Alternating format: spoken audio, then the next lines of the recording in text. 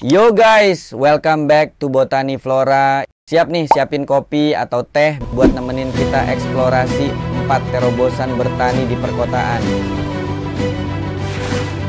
Yuk siapin cemilan juga biar makin seru. Mari kita bahas.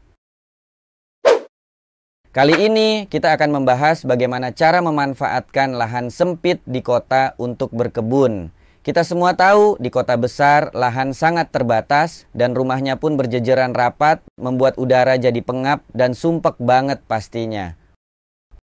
Untuk mengatasi itu semua, mari kita berkebun sob, akan membuat rumah jadi lebih segar dan nyaman. Metode hidroponik. Pertama, mari kita bahas tentang hidroponik. Nah, ini bukan cara biasa menanam tanaman sobat. Kita bisa berkebun tanpa menggunakan tanah sama sekali. Meskipun lahan kita sempit, jangan khawatir. Dengan hidroponik, kita tetap bisa menciptakan kebun yang subur dan segar. Bayangkan, meskipun lahan kita terbatas, kita masih bisa menikmati hasil panen yang melimpah ruah. Itulah keajaiban hidroponik. Nah, keistimewaan hidroponik tidak berhenti di situ. Kita bisa menggunakan berbagai macam media untuk menanam tanaman hidroponik ini. Mulai dari botol plastik yang kita anggap sampah, pipa paralon yang tak terpakai, hingga kotak bekas yang nampaknya tak berguna. Semua bisa kita manfaatkan untuk menciptakan kebun hidroponik yang indah dan produktif. Metode tabu lampot. Ini adalah salah satu cara bertani yang sering dipraktikkan oleh masyarakat kita sobat. Nggak cuma di kota besar, tapi juga di pedesaan loh. Gimana cara kerjanya? Gampang banget, kita bisa menggunakan media tanam apapun yang bisa menyimpan air dan nutrisi untuk tanaman. Coba campurkan tanah dengan kompos dan sekam, lalu tanamlah di pot yang bahan dasarnya dari tanah liat. Meskipun kita tinggal di apartemen kecil di tengah kota, kita masih bisa menikmati keindahan tanaman hijau di sekeliling kita. Metode vertikultur. Ini cocok banget buat tanaman yang tidak butuh waktu lama untuk tumbuh. Nah, konsepnya sederhana tapi keren banget.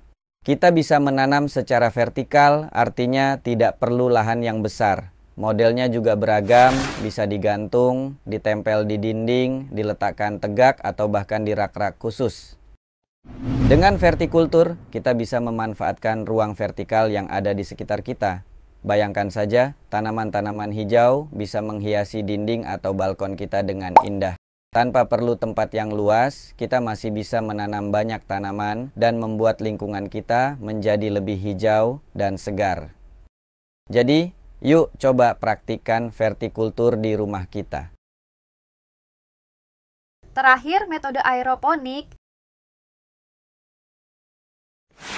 Metode ini sungguh unik karena akarnya tidak bertempat di tanah seperti kebanyakan tanaman pada umumnya.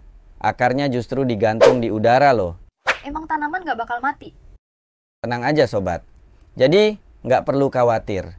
Nutrisi yang diperlukan oleh tanaman disemprotkan langsung ke akar, membuat tanaman menjadi lebih segar dan tentunya rasanya juga lebih enak. Dengan metode ini kita bisa menanam tanaman dengan cara yang lebih efisien dan tanpa perlu repot dengan urusan tanah. Jadi yuk coba praktikkan aeroponik di rumah kita dan nikmati keuntungannya. Jadi gimana guys, dengan tips-tips ini kita bisa tetap berkebun meskipun di lahan yang sempit di kota. Jangan lupa Botani Flora siap bantu kalian untuk mulai berkebun. Yuk ciptain kebun kecil yang seger dan nyaman di rumah kita. Jangan lupa subscribe, like, dan bagikan tips ini ke teman-teman kalian. Sampai ketemu di tips-tips berikutnya Sobat Botan.